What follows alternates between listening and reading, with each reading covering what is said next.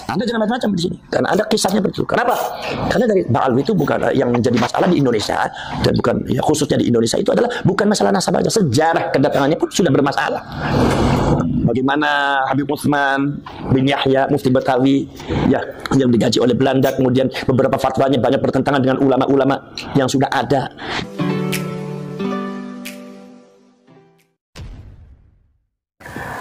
Assalamualaikum warahmatullahi wabarakatuh. Jumpa lagi dengan saya di channel Gagasan Progresif 9, sahabat sebangsa dan setanah air dimana saja Anda berada. Kembali kita mengikuti masalah viralnya habaib di Indonesia yang sampai hari ini masih saja terus ya menyita perhatian kita.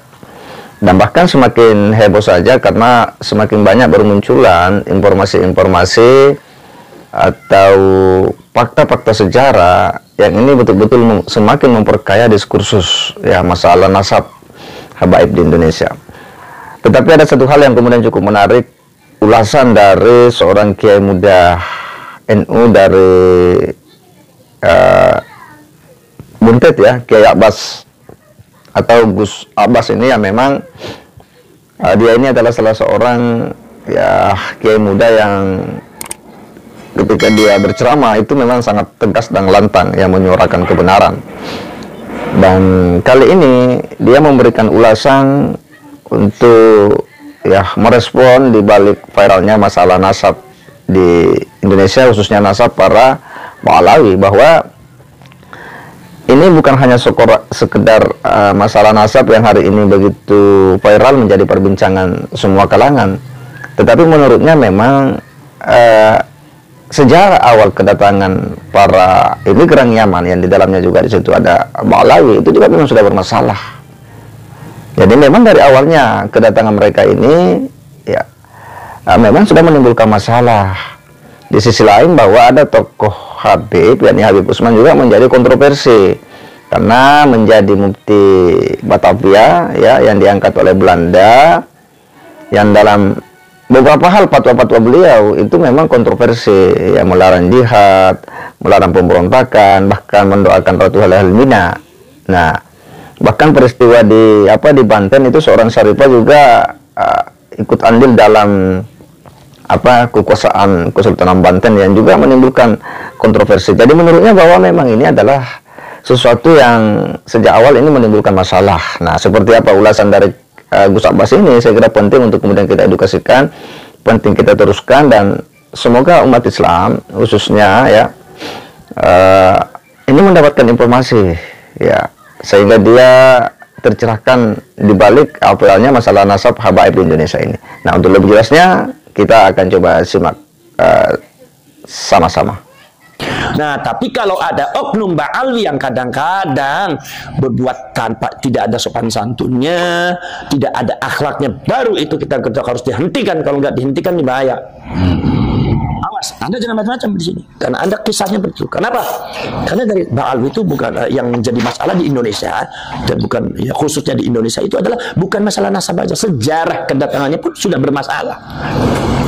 Bagaimana Habib Utsman bin Yahya Mufti Betawi ya yang digaji oleh Belanda, kemudian beberapa fatwanya banyak bertentangan dengan ulama-ulama yang sudah ada, bahkan melemahkan, padahal beliau datangnya tahun abad ke-18 ya kan, beliau datangnya barusan dipanggil oleh Belanda, sementara ulama-ulama yang keturunan Wali Songo sudah ada ya kan. Bagaimana Syarifah Fatimah, di mana Syarifah Fatimah bekerja sama dengan dengan Belanda untuk mendapatkan Kesultanan Banten, di mana keturunan aslinya yang dari Banten itu yang anak terbesarnya itu dibuang di Ambon, sementara dari Syarifah Fatimah Abdullah dijadikan Sultan oleh Banten, dan akhirnya mendapatkan masalah. Akhirnya malah Belandanya akhirnya menghukum Syarifah Fatimah dengan Syarif Abdullah. Karena apa? Karena kalau di mata Belanda karena sudah tidak bisa bermanfaat lah, makanya harus dihukum. Sebetulnya kalau masih punya kekuatan yang akan digunakan. Bagaimana Habib Abdurrahman Al-Masyhur Az-Zahir yang ceritanya kontroversial di Aceh, di mana mengkhianati perjuangannya orang Aceh. bekerja sama dengan orang apa dengan beberapa oknum dari India. Dan bagaimana yang lainnya ini juga datangnya bermasalah ini. Arab dari Hadramaut tuh, ya. Nah ini. Maka dari itu ini bermasalah. Udah datangnya bermasalah, mereka dijadikan masyarakat strata nomor 2 setelah Belanda. Sementara masyarakat Indonesia ketika zaman Belanda dijadikan strata yang paling bawah. Jadi Anda jangan sampai di bawah sampai sekarang itu. Sekarang udah merdeka. Sekarang Belanda udah nggak ada. Jadi Anda strata seperti itu jangan di bawah-bawah. Anda jangan membanggakan diri, merasa dirinya adalah di atas orang pribumi. Nah, salah Anda, berarti Anda masih membawa misi Belanda. Jadi menurut saya itu fakta sejarah, bukan provokasi. Itu fakta sejarahnya seperti itu. Dan itu fakta sejarah tentang nasabnya seperti itu. Tinggal Anda transformasi. Kaum Ba'al ini mengadakan transformasi. Tunjukkan kepada masyarakat bahwa kami tidak seperti itu. Bahwa kami sekarang tidak seperti itu. Dulu sama Belanda iya, tapi sekarang kami niat untuk setia kepada Indonesia. Dan jangan buat provokasi dan buat kerusuhan, kegaduhan ada di Indonesia. Ingat loh, kalau seandainya ada kegaduhan di Indonesia, sejarah Anda seperti itu, Indonesia tidak pernah pandang mundur. Indonesia itu banyak pejuang-pejuangnya tidak pernah takut sama siapapun. Dari mulai Aceh, dari mulai Makassar, dari mulai Sumatera, dari mulai Jawa, dari mulai Sunda, dari mulai Jawa Timur sampai Madura, dari Kalimantan, Sulawesi. Semua itu adalah para pejuang-pejuang yang tidak pernah mundur, tidak pernah takut sama siapapun. Darah, tetes darah, mati di depan mata, nyawa pun siap digadaikan. Itu nggak jadi masalah, itu demi untuk Indonesia. Jadi kami tidak pernah takut sama siapapun.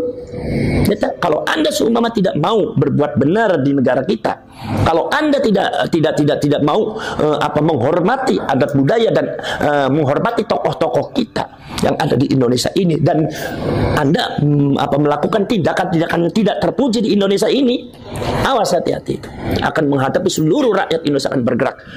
Jangan sampai Anda terusir gara-gara hal yang tidak benar yang Anda lakukan. Apalagi kenapa? Karena Anda dari segi sejarah juga seperti itu bermasalah, dan nasabnya juga bermasalah. Ini dua yang jadi poin yang sangat besar. Makanya Anda harus maklumi. Anda maklumi, berbuatlah yang baik Anda.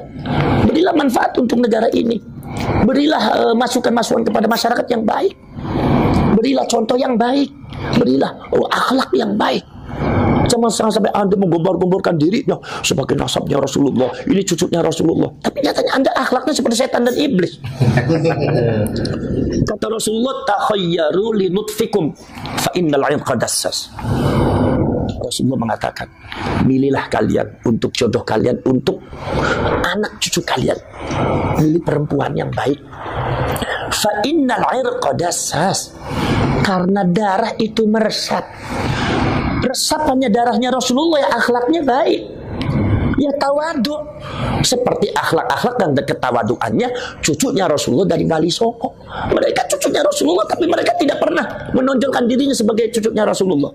Bahkan mereka menghormati orang lain seolah-olah mereka bukan cucunya Rasulullah. Coba anak keturunannya Wali Songo berapa tahun tidak pernah mengakui, bahkan ada yang mengatakan itu adalah palsu. Apakah bergejolak? Tidak, biasa saja. Kenapa? Karena kemuliaan bagi kami bukan terletak pada nasab. Maniftakhara bin nasabi wal abad dhahabat barakatuh. Barang siapa yang sombong akan nasabnya dan menyombongkan bapaknya dan nasabnya, maka hilang barokahnya. Kami tidak akan seperti itu. Maka abah kami, mbah kami, datuk kami tidak pernah mengajarkan untuk membanggakan nasab. Makanya kebanyakan nasab mereka dipegang oleh orang yang dipercaya, mastur yang lain tidak kasih tahu. Kenapa? Barangkali ada orang keracunan nasab, mabok nasab, akhirnya berbuat sesuatu yang tidak benar. Ini sungguh yang namanya darah itu meresap. Anda darahnya siapa? Darahnya Rasulullah. Akhlaknya akan seperti ini. Anda seperti itu. Apa betul Anda darahnya Rasulullah? Apalagi Anda sejarahnya seperti ini. Apalagi Anda secara nasab Anda seperti ini. Sementara anak perilakunya seperti ini. Jangan-jangan itu benar bahwa Anda itu bukan cucunya Rasulullah. Jangan-jangan itu benar bahwa Anda itu adalah orang Yahudi yang sukanya memberontak. Jangan sampai masyarakat punya asumsi seperti itu. Adakan transformasi secepatnya. Jadi masyarakat Ba'alwi, udah kami diakui sebagai nasabnya Rasulullah atau tidak, udah kami yang penting berilah kiprah yang positif terhadap negara Indonesia, bangsa Indonesia.